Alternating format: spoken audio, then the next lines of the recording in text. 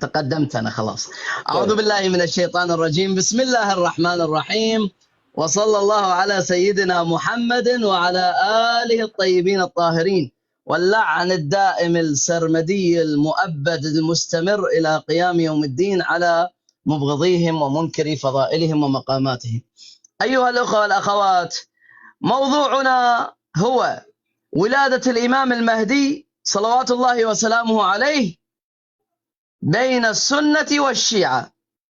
الشيعة إمامهم المهدي صلوات الله وسلامه عليه مولود، أطبقت الإمامية كما قال ابن حزم، نقله الذهبي في جزء 13 صفحة 119 قال ابن حزم: وأطبقت الإمامية على أن للحسن ولد أخفاه.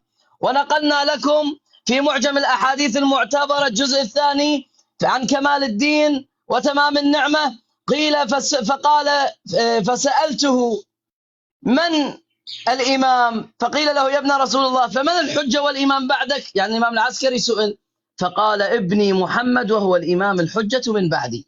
وأيضا نقلت لكم الرواية الصحيحة في كمال الدين وتمام النعمة صفحة 59، قال رسول الله بسند صحيح بأن المهدي من ولدي ويغيب بأمر. انتهينا خلاص، الإمام المهدي مولود، وكل الروايات تقول أنه مولود وغائب، وكما أثبتنا وأثبت السنة لنا بحمد الله. أخواني الأعزاء، يقول الإمام ابن باز بأن المهدي والدجال وعيسى بن مريم هذه أمور ثلاثة ماذا أخبر بها رسول الله، والرجل الذي ينكرها هذا كافر على بعض التفاصيل. جيد؟ فأنا أسأل هؤلاء أهل السنة، ما علينا بالآراء الشاذة. أبو آزر واحد رأيه شاذ، بعض الناس ما يعدهم معلومات رأيهم شاذ أنهم ما يؤمنون بالمهدي، ولكن إحنا بحمد الله حتى أبو أسامة يقول المهدي موجود. طيب، والمهدي في القرآن موجود وفي السنة موجود وفي الواقع موجود، حتى أبو أسامة اللي هو الوقت. طيب ممكن، وقفت لك الوقت، ممكن لا تضرب علي الأمثال أخوي، ولا تجيب طاري ولا طاري هي أحد، الله يجزاك خير.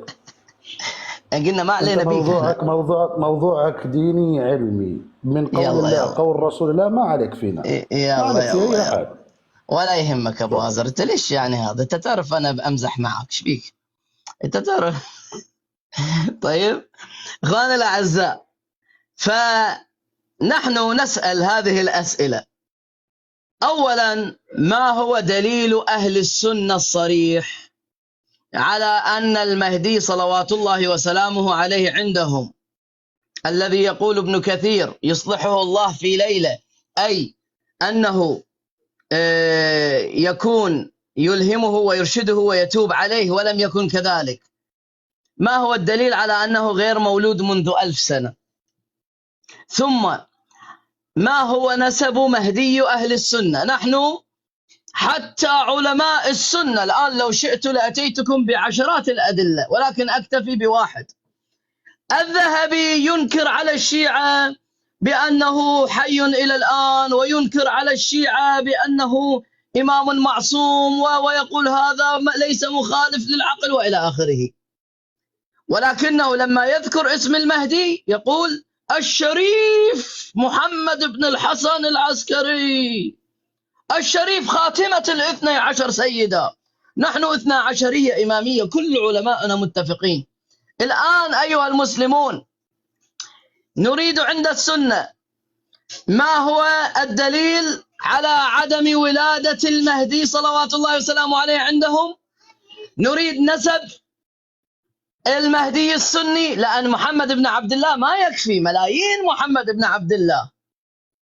طيب، أنا اسمي محمد بن عبد الله، فلان اسمه محمد بن عبد الله، كل الناس. جيد؟ ما هو نسبه الكامل حتى نعرف، لأن أهل السنة يقولون حتى الأنبياء. يقول ابن قدامة المقدسي في كتاب التائبون صفحة 50 أن امرأة كانت مومس وتزوجت واحد أخوه عابد وولدت 7 من الأنبياء. ايش مدرينا هذا؟ حتى لو كان من أهل النبي، من سلالة النبي، ايش مدرينا مهدي السنة شنو يكون؟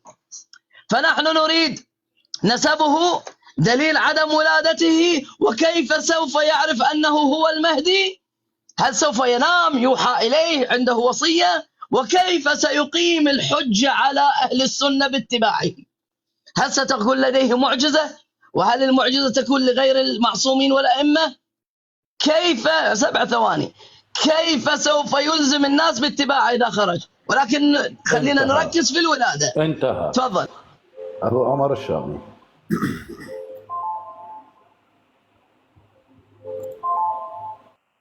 بسم الله والصلاة والسلام على رسول الله وعلى آله وصحبه ومن والاه. أبو عبد الله السفير عندما جلب لهم روايات لعن بعضهم لبعض حتى يخرج المهدي، وأن يدفل بعضهم بوجه بعض حتى يخرج مهديهم، قال المعلم الأسود: تستدل علينا برواية وروايات كلها مجاهيل. أنا سأتحداكم بهذه الرواية وأتحداكم أن تضعفوها في كتاب كمال الدين وتمام النعمة للصدوق ابن بابويه. الرواية تقول: حدثني أبي قال حدثنا سعد بن عبد الله قال حدثنا محمد بن أحمد العلوي. محمد ابن أحمد العلوي عن أبي هاشم الجعفري قال: سمعت أبا الحسن العسكري عليه السلام يقول: الخلف بعدي الحسن ابني، فكيف لكم بالخلف من بعد الخلف؟ قلت: ولم جعلني الله فداك؟ قال: لأنكم لا ترون شخصه ولا يحل لكم ذكره باسمه. قلت: فكيف ننكره؟ نذكره. فقال: قولوا الحجة من آل محمد صلوات الله عليه وسلامه. قلت: أتحداكم أن تضعفوها. هذا شو اسمه يا سيد معلم الأسود؟ اسمه محمد بن أحمد العلوي. لو رحنا على المفيد من معجم رجال الحديث محمد الجواهري صفحة 497 يقول: محمد بن أحمد العلوي لم تثبت وثاقته بما استدل به عليها، إلا أنه حسن. من أين له حسن؟ ما نعرف. من أين جلب حسنه؟ ما نعرف، إلا أنه قال لم تثبت وثاقته. كيف الآن أنت تحتج وتتحدى فخر المحققين وفخامة المدققين؟ حسن انتهى الكلام، حسن انتهى الكلام، خلص. انزل. شفتوا؟ قاطعني عدلي من أول وجديد، ما بيقبل. طيب أبو آزر، أنا مو طلبت حتى ما يقاطعون ننزلهم. لحظة بالله، نزلهم الله يوفقك. طيب لحظة بس، راح هذه أنزل لعبة، الكل. هذه نعرفها يعني. لحظة، هو يا أخي لعبة. متفق أبو عمر الشامي هو والمعلم الأسود؟ عمي مش متفقين. طيب هذه إعادة الوقت. وهذا عمي إعادة الوقت للكل يا حبيبي الغالي. شنو لعبة؟ أنت لما يقاطعوك يعاد الوقت. طيب الإخوة الكل نحاولوا ننزلوا، الله يجزاكم خير، لأن المحاور من حقه. لحظة ما زال وقتك. لحظة، لأن المحاور بطلب من المحاور وحقه حتى يكون مسؤول عن إعادة الوقت لنفسه، لأنه هذه المناظرة. تفضل أبو عمر الشامي، إعادة الوقت. إذا ماذا؟ إذا هو لم تثبت وثاقته. شو قال لك المعلم الأسود؟ إذا هو حسن، انتهى. تعال نشوف فخر المحققين أبو القاسم الخوئي، نقول له: هل هو حسن؟ قال: أقول هو محمد بن أحمد بن إسماعيل العلوي. استدل الوحيد بوثاقة محمد بن أحمد العلوي بأمور، منها أنه يروي عن الأجلة، ورواية الأجلة عن أحد تدل على وثاقته، وفيه أنه قد مر مرارا أن رواية الأجلة لا تكشف عن حسنه فضلا عن وثاقته. لك لا تكشف عن حسنه. سيد معلم الأسود الخوئي يقول لا تكشف عن حسنه فضلا عن وثاقته. فأنت عم تقول لي حسن؟ لو سألتك يا محمد شو اسمك معلم الأسود، ما هو اسم مهديك؟ علي، خليل، أحمد، تحسين، شو رح تقول لي؟ رح تقول لي لا، اسمه محمد ابن العسكري. أقول لك لقد كفرت لأنك سميته بمحمد، لأن الرواية التي لا تستطيع لا أنت ولا علماءك أن يضعفوها على مبانيكم عن أبي عبد الله قال: صاحب هذا الأمر رجل لا يسميه باسمه إلا كافر. فكيف أنت رح تقول لي اسمه محمد، أو رح تقعد 400 سنة تقول لي ما بعرف شو اسمه، أو اسمه ميم حاء ميم دال؟ هو الرجل الوحيد الذي يلفظ اسمه أحرف متقطعة. من هو؟ مهدي الرافضة، لأنهم ما يسترجوا أن يقولوا بأن اسمه محمد، لأن الرواية تقول: صاحب هذا الأمر رجل لا يسميه باسمه إلا كافر. ادخل في المناظرة. السيد هذا شو اسمه؟ أيوب نقل كلام لابن حزم، قال أن الرافضة قالت بولادة المهدي. أكمل كلامه، ليش تقطع الكلام؟ أكمل، ليش ما كمل كلام ابن حزم؟ 2، تقول أنت أنه في سير أعلام النبلاء للذهبي تقول بأنه قال الشريف أبو القاسم محمد ابن الحسن عسكري ابن علي الهادي.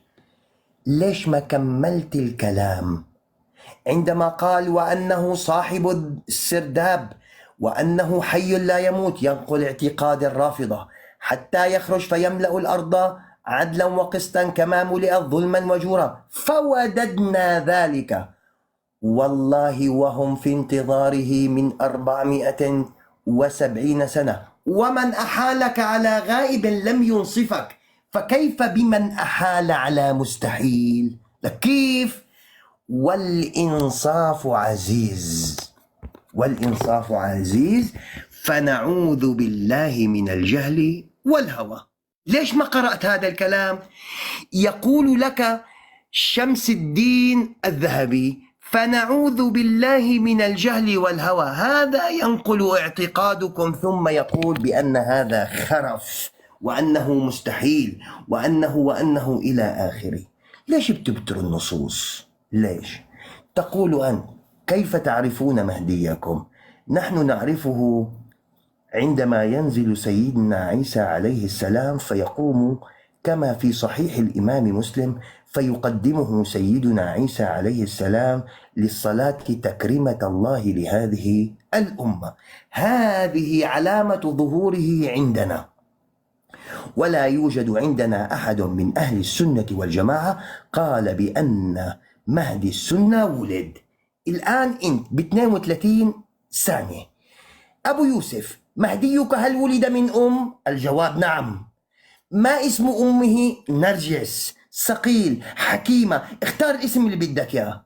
هات لنا رواية في كتبك بوجود امرأة اسمها نرجس ولدت لكم مهديكم. شوف شو بدي.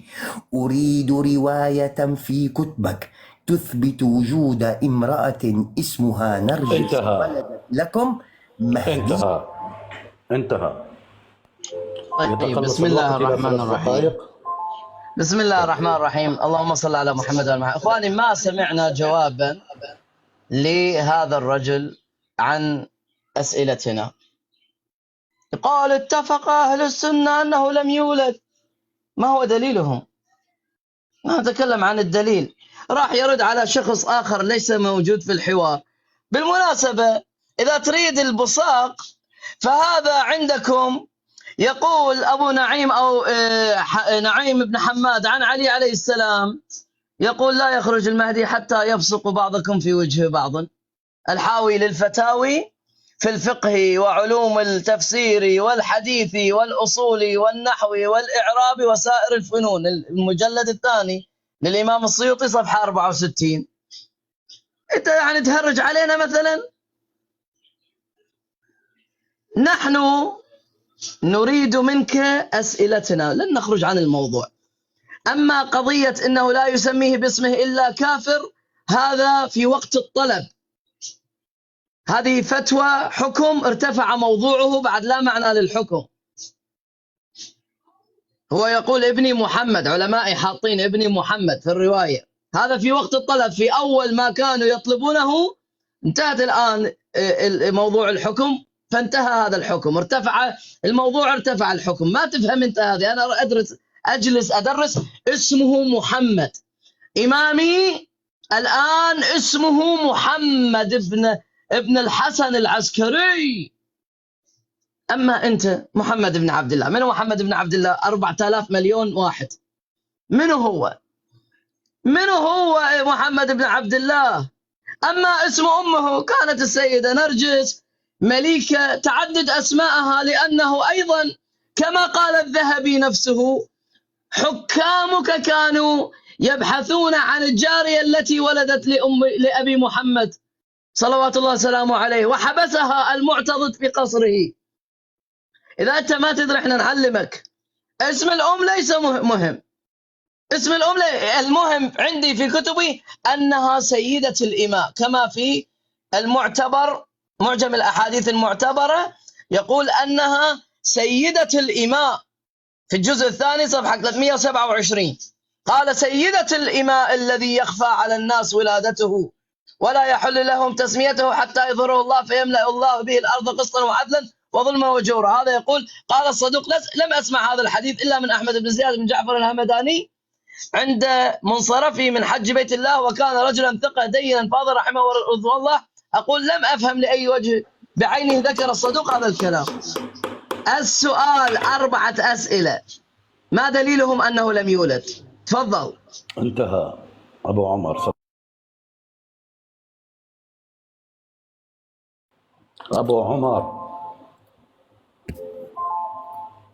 شو بدك كبسة دغري؟ يعني إذا تأخر واحد ثانيتين ما بصير، يعني على بين ما يفتح الواحد روحوا لهنيك، اطلعوا لبرا. جلبنا له من كتبنا أن النبي صلى الله عليه وسلم حدد ظهور المهدي. يقول النبي صلى الله عليه وسلم في صحيح الإمام مسلم والبخاري: كيف أنتم إذا نزل ابن مريم فيكم وإمامكم منكم؟ قال: وإمامكم منكم، إذا وقت ظهوره نزول عيسى عليه السلام. ثم قال: لا تزال طائفة من أمتي يقاتلون على الحق ظاهرين إلى يوم القيامة. وهذا ما قاله ابن حزم، وقال بأن هذا الحجة هي الطائفة التي تقاتل على الحق وتبين حجج الله، ونقل ذلك أيضا ابن تيمية. قال النبي صلى الله عليه وسلم: فينزل عيسى بن مريم صلى الله عليه وسلم فيقول أميرهم: تعال صل لنا، فيقول: لا، إن بعضكم على بعض أمراء تكريمة الله هذه الأمة. صحيح الإمام مسلم. وورد أيضا عن جابر بن عبد الله رضي الله عنه قال رسول الله صلى الله عليه وسلم: ينزل عيسى بن مريم فيقول أميرهم المهدي: تعال صل بنا، فيقول: لا، إن بعضهم أمير بعض تكريمة الله لهذه الأمة. هذا عندنا ظهور المهدي عند نزول سيدنا عيسى. قال: ما هو دليلكم على أنه لم يلد؟ ما ولد. لو ولد كان خرج. هذا شو ساوى أيوب؟ عمل مثل اللي قال أبي المبعث النبي. قال: إن عيسى بشر بإتيان محمد.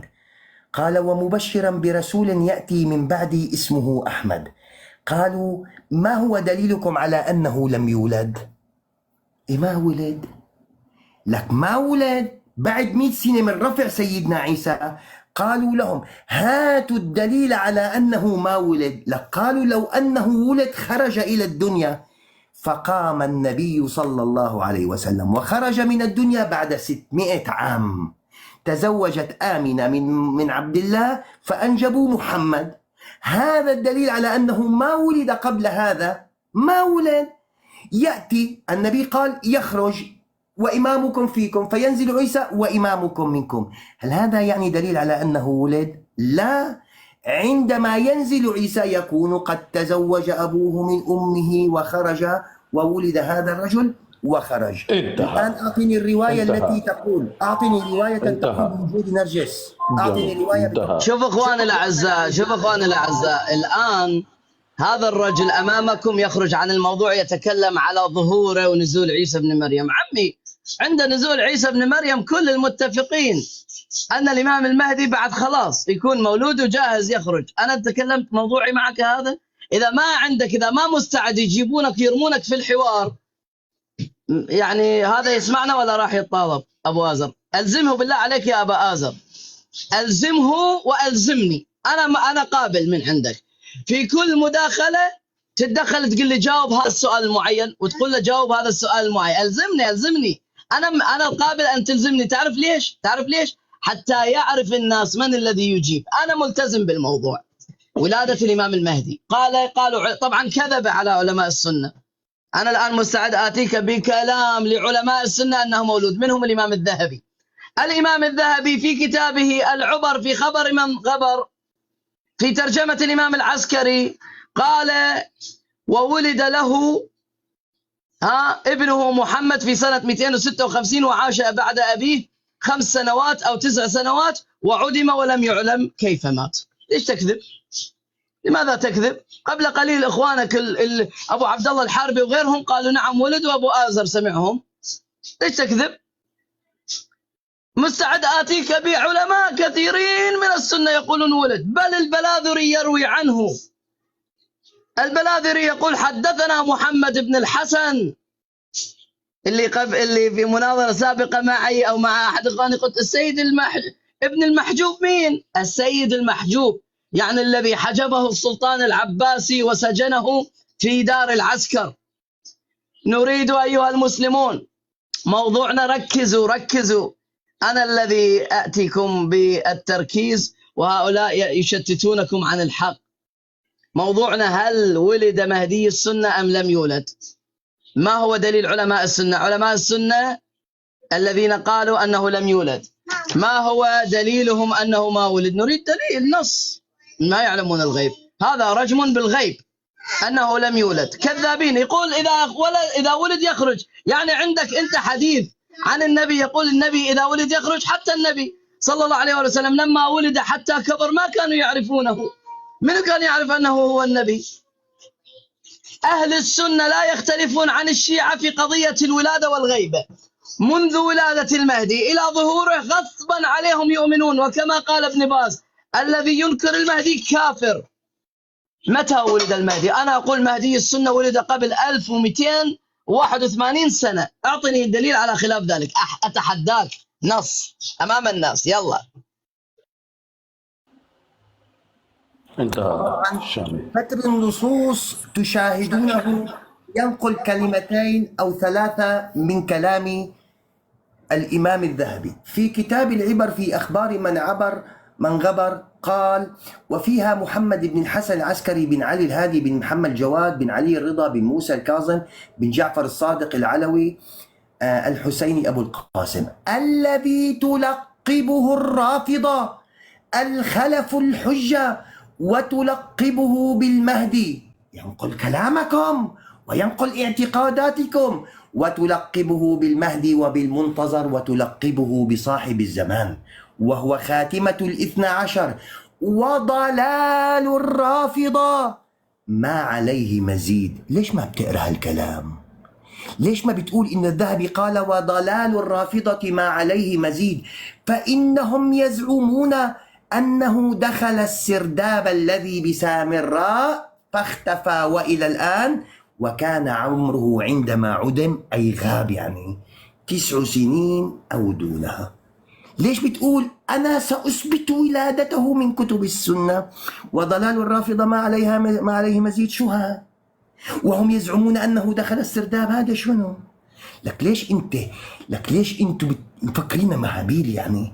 ما نتبع وراكم. لك عندي كل اقوال الذهبي، اي قول استطيع ان انقله. شوف الذهبي شو عم يقول عندما قال واما ابنه محمد بن الحسن الذي يدعوه الرافض القائم الخلف الحجه، الى ان قال فنسأل الله أن يثبت علينا عقولنا وإيماننا. تاريخ الإسلام جزء 19 صفحة 113.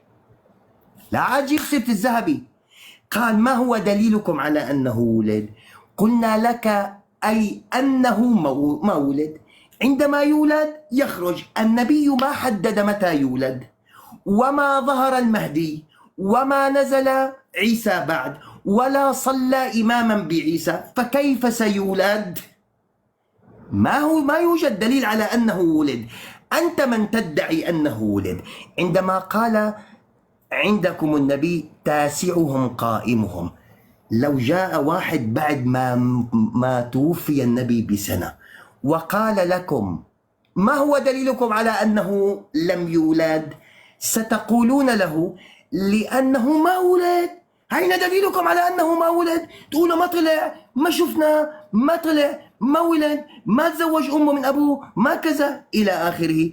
أو ستقولون له إنه سيولد من محمد العسكري، سيقول لكم من الحسن العسكري، سيقول لكم هاتوا الدليل على أنه سيولد من الحسن العسكري. شو راح تقولوا لهم؟ تفضل أعطني رواية تقول بوجود امرأة اسمها نرجس. هي المداخلة الثالثة. طيب، السلام عليكم ورحمة الله وبركاته. مرة ثانية أيها السنة، عندي من يريد الحق يتبعني، يريد يشتتكم. شنو اسم أم المهدي؟ ما لنا دخل. شنو اسم أم محمد صلى الله عليه وسلم؟ ما لنا دخل. تكون آمنة، أمينة، زينب، فاطمة، ما لنا دخل. نحن نريد هل ولد المهدي أو لا عند السنة.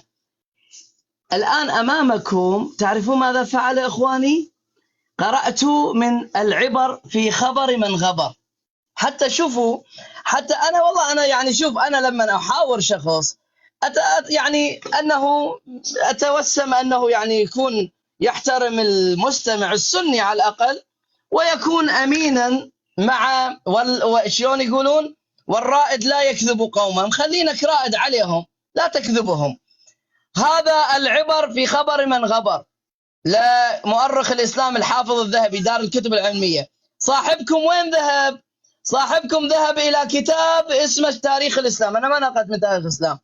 الجزء الأول صفحة 381 يقول وفيها محمد بن الحسن العسكري ابن علي الهادي ابن محمد بن علي الجواد ابن موسى الرضا ابن جعفر الصادق العلوي الحسيني، الذي تلقبه الرافضة الخلف الحجة، وتلقبه بالمهدي المنتظر، وتلقبه بصاحب الزمان، وهو خاتمة الاثني عشر. وضلال الرافضة ما عليه مزيد، فإنهم يزعمون أنه دخل السرداب. كذاب الذهبي الذي بسامراء فاختفى وإلى الآن، وكان عمره لما عدم 9 سنين أو دونها. عدم يعني اختفى، كما يقول شيعة أهل البيت، لأن ما يستطيع لا الذهبي ولا غير الذهبي ولا الملائكة ولا الجن ولا الإنس أن يقولوا ماذا؟ أن يقولوا بأنه الإمام المهدي صلوات الله وسلامه ما كان موجود. كان موجود، هو يدعي مات. احنا ندعي وجوده، يزعم علينا بأن ابن تيمية كذب على الذهبي لأنه شيخه. ابن تيمية يقول في صفحة 40 من المجلد الأول من منهاج السنة أن الرافضة يقفون عند السرداب ويقولون يا مهدي اخرج اخرج عجل، ويضعون سيفا ويضعون دابة وأكل، ويقولون ما نروح نصلي. هذا كذب، يكذب. اخواني الاعزاء، سؤالنا ما هو دليل اهل السنه؟ وطبعا المصدر الثاني سوف اخرجه لكم في وفاه الحسن العسكري. قال ولد في سنه 256 وبقي بعد ابيه 5 سنوات. لماذا لا تقرا هذا الكلام؟ لماذا لا تقرا هذا الكلام؟ لا تقاطع. فالان اريد من هذا الرجل دليل أهل السنة على عدم ولادة المهدي. أتحداه. إذا أنا ما أخطأت في نقل كلام الذهبي في العبر في أخبار من؟ أنت قلت تاريخ الإسلام، كذبت. يا عادل الوقت. اسكت ليكوا على الكاميرا. لم تنقل نفس النص. لا أنا راح تقاطع أطلع يا لك. أبا يوسف. ليكوا من وين عم بقرأ أنا؟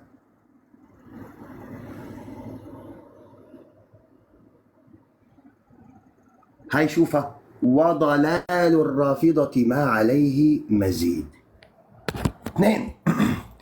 ابن تيمية رحمه الله لم يكذب أنكم كنتم وكان أجدادكم يدخلون إلى السرداب، لكن هذا ليس منقول في كتبكم، كانت العوام تفعل ذلك. اليوم عم نشوف يا أيوب فيديوهات حاطين انتو خروف وجاي نسوانكم عم تنتفي من الخروف وتتبارك بالخروف، وهذا التبرك بالخروف ما مكتوب بالكتب. فإن أنا ألفت كتاب وقلت بأن نساء الشيعة تأتي بخروف وتنتف صوفه وتتبرك فيه، يأتي أحد من بعد 700 سنة يقول أبو عمر الشامي كذب على الشيعة لأن هذا ليس مسطرا في كتبنا؟ نعم ليس مسطر، لكن العوام كانوا يفعلون ذلك كما أنتم الآن تفعلون بالخروف، تنتفون ريشه وصوفه وأجنحته من أجل أن تتبركوا به، وهذا ليس موجود في كتبكم. أيوب، في حدا بينبظ من بطن غير سيدنا آدم من غير أم؟ كله بده ينبظ من أم. مهديكم بظ وولد من أم. تقولون أنتم أن اسمها نرجس.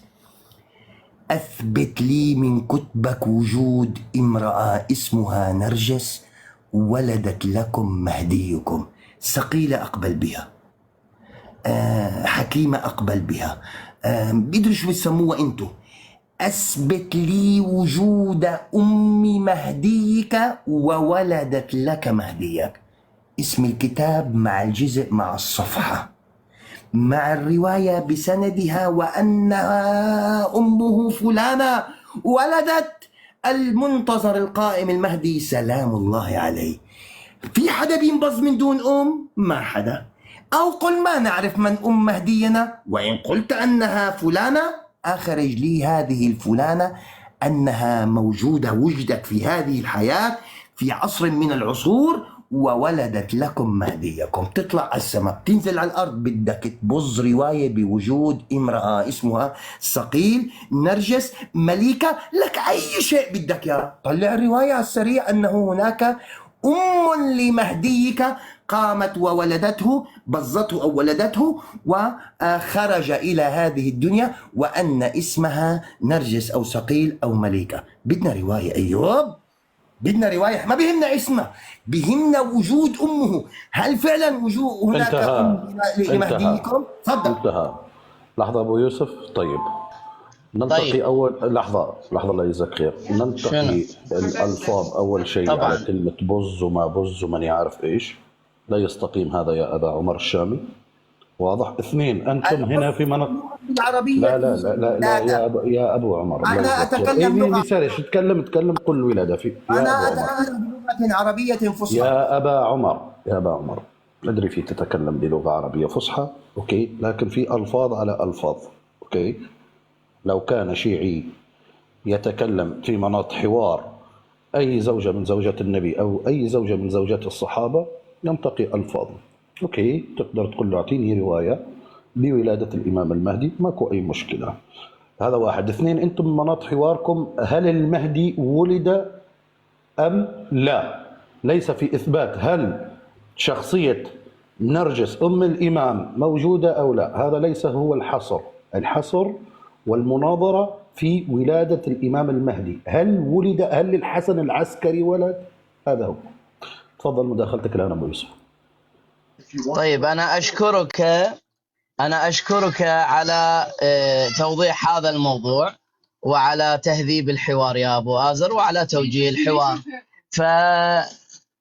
فتاريخ الإسلام، شوف هو يقول ما كذب على الإمام الذهبي، وهو قال في تاريخ الإسلام بالبداية تاريخ الإسلام ووفيات المشاهير والأعلام لمؤرخ الإسلام الشيخ الذهبي تحقيق الدكتور بشار عواد معروف. الله وكيلكم، هذا بشار عواد معروف لو تعرفونه كان استودنتم من جلالته. المجلد السادس، طيب المجلد السادس صفحة كم؟ 69. يقول: وتوفي إلى رضوان الله بسامراء في 8 ربيع الأول، يعني الحسن العسكري، وله 29 سنة، ودفن إلى جانب والده وأمه صلوات الله وسلامه عليهم. طبعا ليش يتوفون أئمة آل البيت 29 وأقل وأكثر؟ لأن الظالمين دائما وراءهم لقتلهم.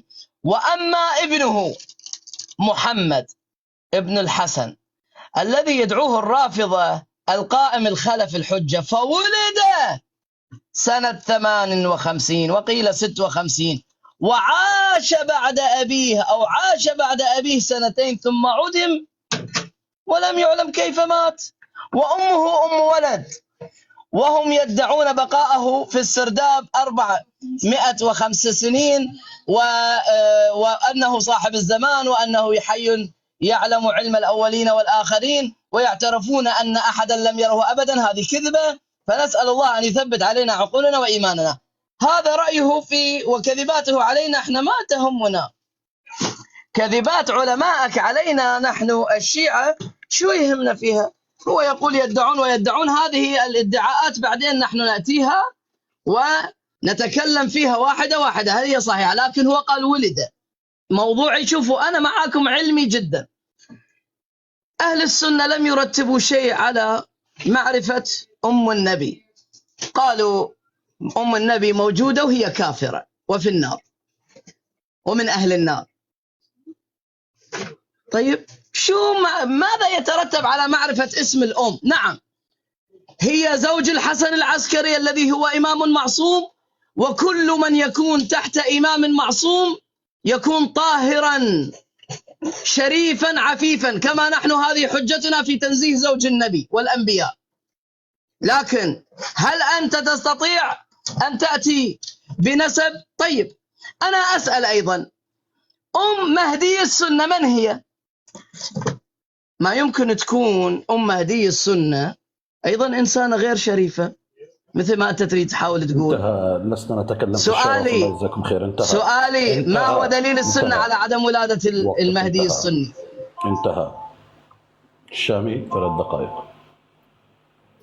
إلى الآن يرجع ويدلس. نقل من تاريخ الإسلام: لك يا ناس يا عالم يا هو، رجل اسمه شمس الدين الذهبي يقول: وهم يدعون بقاءه في السرداب من 450 سنة، وأنه صاحب الزمان، وأنه حي يعلم علم الأولين والآخرين، ويعترفون أن أحدا لم يره أبدا.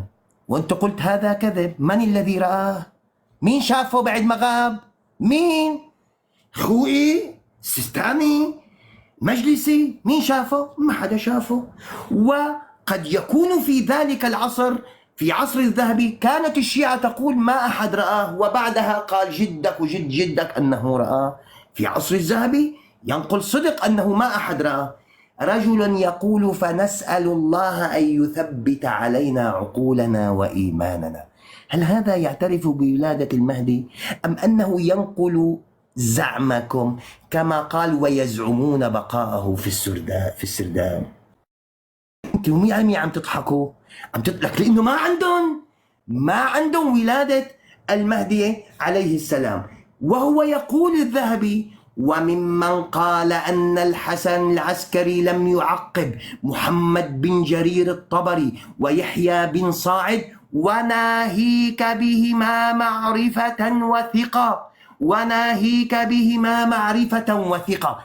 ختم كلامه الذهبي بنقل الثقات الطبري ويحيى بن صاعد أن الحسن العسكري لم يعقب. فكيف تقول بأنه ولد؟ تقول: أين دليلكم على أنه لم يولد؟ لك ما ولد. النبي عيسى قال: ومبشرا برسول يأتي من بعدي اسمه أحمد. إجا واحد شيعي مسيحي بذاك الوقت قال: أين دليلكم على أن أحمد هذا النبي لم يولد؟ قالوا له: ما ولد. ما بدنا نجيب لك إياه، ما شفناه، ما طلع، ما بعث. ما انت بيبعث بعد 100 سنة 200 سنة 300 سنة، بيتجوز ابوه من امه بيطلع. فتزوجت آمنة من عبد الله، وهذا متواتر عند جميع الفرق أنه ولد من آمنة وولد من عبد الله بعد 600 سنة، وبعث النبي. قبل ذلك لم يولد. بدك أنت من يوم اللي قال عيسى ومبشرا برسول يأتي من بعد اسمه أحمد أنه ولد، ما بيمشي الحال، ما بيصح. امتى يأتي؟ الله أعلم. الله بعثه بعد 600 سنة. الآن أنت وين رواية وجود امرأة اسمها نرجس ولدت لكم مهديكم؟ لن أترك هذا السؤال إلى نهاية المناظرة. طيب اخواني الاعزاء، خليكم معي يا اهل السنه ستصلون الى الحق. موضوعنا دليل اهل السنه على عدم ولاده الامام المهدي ودليل الشيعه على ولادته. نحن اعطينا الروايات الصحيحه في بدايه المداخله الاولى، ونقلنا من معجم الاحاديث المعتبره ومن تمام الدين وكمال النعمه، ولم يعلق عليها. ابو عمر لماذا أراد أن يأخذ المداخلة الأولى؟ حتى يعرف في فنيات الحوار من يعرف، لأنه يريد كان أن يهرج بهذا الموضوع، فأنا ما أعطيته الفرصة لأني أعلم غيبه، لأني أعلم غيبه، فما أعطيت الفرصة. أنا أعطيكم وأقودكم إلى الحق. أفمن يهدي إلى الحق؟ هذه القبضة الإلهية هي التي تهديكم وتقودكم إلى الحق.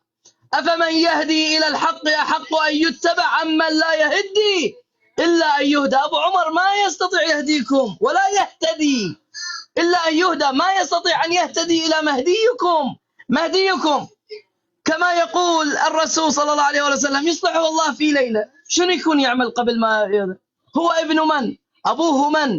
أمه من؟ جده من؟ نسبه من؟ ما في. أنتم كما ذكرت لكم أنبياء عندكم ولدوا من الزنا. كتاب التائبون لابن قدامة المقدسي الحديث 50 يقول 7 ولدت امرأة زانية، ولدت 7 من الأنبياء. وويلاه، يعني شو يعرفنا؟ أنتم عندكم في صحيح مسلم: إن جارية لرسول الله زنت فبعث عليا لكي يقيم عليها الحد، فوجدها نفساء فقال: خفت أن تموت.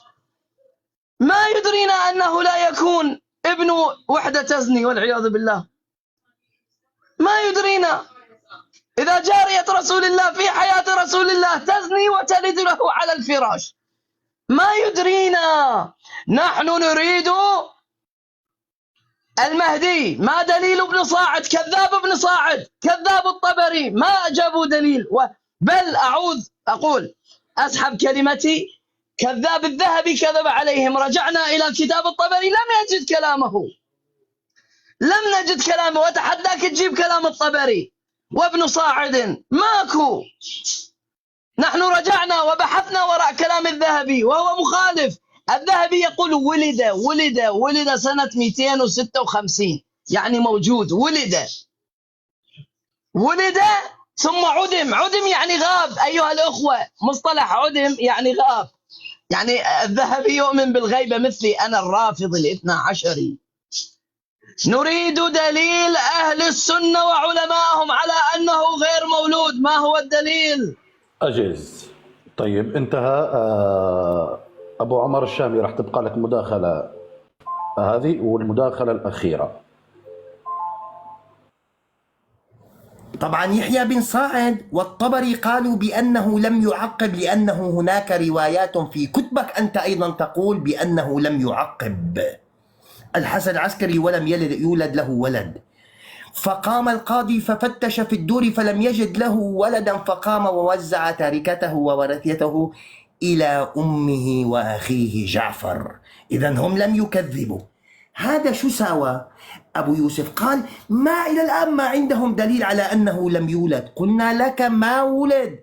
عندما يبعثه الله ويخرج إلى الدنيا يكون قد ولد.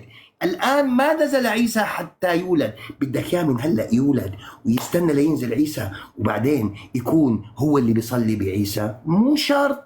سيلد قبل نزول عيسى، يوم نزول عيسى، بعد نزول عيسى بفترة، ويصلي به بعيسى. الآن هو عمل مثل مين؟ عمل مثل عندما قال النبي صلى الله عليه وسلم: لا تقوم الساعة حتى يبعث دجالون كذابون قريب من 30. شو إجا واحد بعد النبي شيعي قال له لواحد سني أين دليلك على أنهم لم يولدوا؟ يلا، النبي قال لا تقوم الساعة حتى يبعث دجالون كذابون. قال له ما بنعرف إمتى بيولدوا، قد يولدوا بعد النبي ب10 سنوات، بعد ب20 سنة، قد يكون بدهم من وفاة النبي إلى قيام الساعة. يولد واحد بيكذب بيموت، بعد 100 سنة بيولد واحد بيكذب إلى آخره. قال له لا، بدي دليل على أنهم لم يولدوا بعد، وإلا فهم ولدوا. شو هالمنطق؟ بأي منطق أنت تتكلم؟ مع أني الآن دقيقة و16 يا ناس يا عالم ياهو، في زلمة بينزل من بطن وبيولد من بطن ما عنده أم؟ أكيد عنده أم. قلنا للرافضة مهديكم لك مين أمه؟ قالوا إن ولد من امرأة اسمها نرجس وطأها الحسن العسكري. قلنا لهم ما هو دليلكم على ذلك؟ أنتم ادعيتم أن له أما اسمها نرجس، هاتوا لنا الدليل على أنه ولد من امرأة اسمها نرجس. إذا كان في كتبكم لا يوجد دليل على وجود هذه الامرأة وأنه وطأها الحسن العسكري وولد منها المهدي، مهديكم من وين إجا كان؟ لك إذا ما حاسنين تسبتوا أمه، كيف بدكم تسبتوا وجوده؟ كيف؟ لك في حدا بينزل على الدنيا بيولد على الدنيا ما عنده أم غير سيدنا آدم؟ ما في. أكيد مهديكم 1000% مدري شو ولد من امرأة. لك اعطونا هي الامرأة، هل هي فعلا موجودة أم لا؟ ولا تستحوا؟ طلعونا الرواية أن هناك امرأة اسمها نرجس ولدت مهديكم من قائل. انتهى. ناخذ آخر مداخلة أبو يوسف ثم 5 دقائق. 5 دقائق.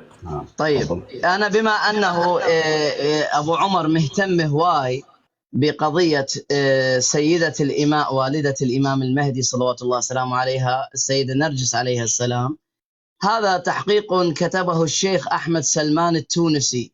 شوف احنا شلون، احنا ما دام احنا شلون حلوين، احنا في بث تونسي نعطيك دليل من تونس.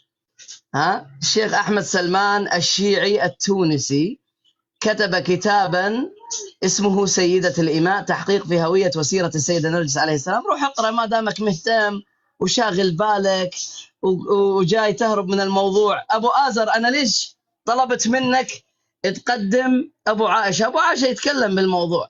هذا الرجل لأن ما عنده شيء هرب لوالدة الإمام المهدي. نحن نريد، أنا أعطيك كتاب كامل روح اقرأ وبعدين تعال ناقشني في السيدة نرجس. اليوم موضوعنا نعم الشيخ أحمد سلمان التونسي السعودي، يعني من 2 حبايب أبو آزر، هم تونس وهم السعودية. احنا عمي ناس نشتغل عدل، احنا ما يعني أي واحد. أيها الناس، يقول عقيدة الشيعة ينقلها الذهبي. هل الشيعة يا أبو عمر الشامي يعتقدون أن المهدي ولد ثم مات؟ تكذب. ونحن نقول الإمام الغائب وهو موجود وإلى آخره. معيب عليكم، الناس ملت من كذبكم. يقول من رآه الخوئي؟ نعم رأوه كل علماء الشيعة اللي في زمانه، وكان يتواصل معهم. الرواية في الكافي وتقول يتواصل بخاصة شيعته وخاصة مواليه. يقول في مرآة العقول الجزء الرابع صفحة 5 الحديث الأول صحيح. يقول وأيضا في الكافي الجزء الأول صفحة 329 يقول سألته قال سل حاجتك، فقلت هل رأيت الخلف من بعد أبي محمد عليه السلام؟ قال إي والله رأيته. هؤلاء علماءنا وشيعتنا ورواتنا. أيها الناس، موضوعنا ولادة المهدي بين السنة والشيعة. تعرفون لماذا أبو عمر يخاف من الدخول في الموضوع؟ لأنه لا يوجد عالم سني يمتلك دليل واحد بأن مهدي السنة لم يولد. أبو عمر ينفي الظهور ولا ينفي الولادة. أبو عمر حتى الآن هو ما يتجرأ أن ينفي الولادة. إذا نفى الولادة قلنا له الدليل. أنا أعطيت بروايات الولادة، باب ولادة الصاحب في الكافي الجزء الأول صفحة 329 وقبله وما بعده. باب في تسمية من رآه عليه السلام. عمي نحن شيعة، نحن 12 نحن مهدوية، نحن أصحاب قبضة إلهية. من يدخل في هذه القبضة لا يخرج إما إلى الجنة وإما إلى النار، إما إلى الجنة يهتدي أو إلى النار نقيم عليه الحجة ولا يخرج منها إلى يوم القيامة. من أنت حتى تأتي وتقول بأنه ما في؟ إخواني الأعزاء، أهل السنة وعلماؤهم يعجزون أن يأتوا بحديث أن المهدي لم يولد. الإمام الذهبي يقول ولد سنة 256 وعاش ثم غاب، عدم يعني غاب. وعلماء السنة الآخرين، أنا ما عندي وقت وإلا يعني أطلعت لكم كثير من الأقوال. أنا أركز، أنا أثبتت الولادة وهو ما يستطيع أن ينفي الولادة، ما يستطيع. أريد من هذا الرجل الآن في مداخلته الأخيرة أن يعطيني دليل واحد ولو من واحد مقطومة إذنه، ما أريد ادعاء، أريد عالم سني حتى لو مقطومة إذنه ومشدوخ أنفه، بأن يأتي يقول هذا هو الدليل أن ابن الحسن الإمام الحسن العسكري ما عقب. أما قولهم لم يعقب قال لأن الروايات في كتبك، أتحداك أبو عمر، أنت خلصت ختم لك أبو آزر من دون ما نتفق الحوار ولم تأتي بدليل. أتحداك، أنا طلبت حصر مفتوح حتى ينتهي، أتحداك أنك تثبت، لأن الآن راح يعطيك مداخلة وأنا ما أستطيع أرد. أنا أحتاج على ختم الحوار لأن هو ذكر وأنا الآن تحديته. ما هو دليل أهل السنة على عدم ولادة المهدي؟ كيف سوف يعرف مهديهم نفسه؟ كيف سوف يقيم الحجة؟ كيف سيتبعه الناس وهو عندهم يصلحه الله في ليلة؟ ما في. انتهى. طيب أبو عمر الشامي، أخذتوا 5 مداخلات، تريدون تمديد؟ موافق على التمديد؟ أنا بالنسبة لي ما اكتفيت يا أخي هي شنو؟ أريد هي أنا قطعة تمن حتى ما اكتفيت ما شبعت. لا، لأنه ما جاب دليل بعدنا. شنو يعني قصعة تمن؟ احنا عندنا دليل، انت ما جاي تلزم. طيب لحظة أخونا يا حبيب الغالي، أنا في الحصر وفي المناظرة ما أتدخل حبيب الغالي، مو بكيفك أو انت قررت، ليش قررت النهاية؟ أخونا الله يجزاك خير. الآن المناظرة كانت فيها 5 مداخلات، تبي تمدد أبو عمر؟ الضيف يبي يمدد، تبي تمدد؟ إذا كان رواية واحدة ما يستطيع، تبي تمدد ولا لا؟ حتى أبدأ لك وقتك، تبي تمدد؟ لا خلص انتهى، ما استطاع. 5 مداخلات. طيب جميل جدا، آخر مداخلة 5 دقائق. يعني هروب رسمي. آخر مداخلة 5 دقائق. البارحة قلنا له هات لنا سندا متصلا إلى علي بن أبي طالب بعلم أو شريعة أو أحكام أو عبادات أو فقه، فقال لي روح اقرأ مسند الإمام أمير المؤمنين عليه السلام. لك طلع رواية، ما استرجع يطلع رواية. فشو سوى؟ قال روح انت اقرأ. والآن شو سوينا نحن؟ قلنا له أخرج لنا رواية تقول بوجود امرأة ولدت لكم مهديكم نرجس. فما طلع. شو قال لي؟ قال لي شوف هذا التونسي شيعي كتب كتاب اسمه سيدة الإماء. سيدة الإماء، من أين له أنها سيدة الإماء؟ ولماذا ليست ماريا القبطية هي سيدة الإماء؟ هل مهديكم أفضل من ابن النبي؟ هل ابن الحسن العسكري وأمه نرجس أفضل من ابن رسول الله إبراهيم وأمه ماريا؟ ليش نرجس أفضل من ماريا؟ هاي وطأها النبي، هاي وطأها الحسن العسكري، هذه ولدت للنبي، هذه ولدت للحسن العسكري. ليش ما استرجيت تفتح رواية يثبت بها هذا التونسي الشيعي وجود امرأة اسمها نرجس؟ مشان ما تجيب لي رواية حكيم وضعف لك اياها؟ خايف تجيب لي الرواية اللي فيها حكيم وضعف لك اياها من الخوئي؟ ليش ما استرجيت؟ لك معقولة 5 مداخلات ما استطعت أن تثبت مهديك نرجس، فكيف بك أمام فخر المحققين أن تثبت ابنها محمد المهدي؟ كيف؟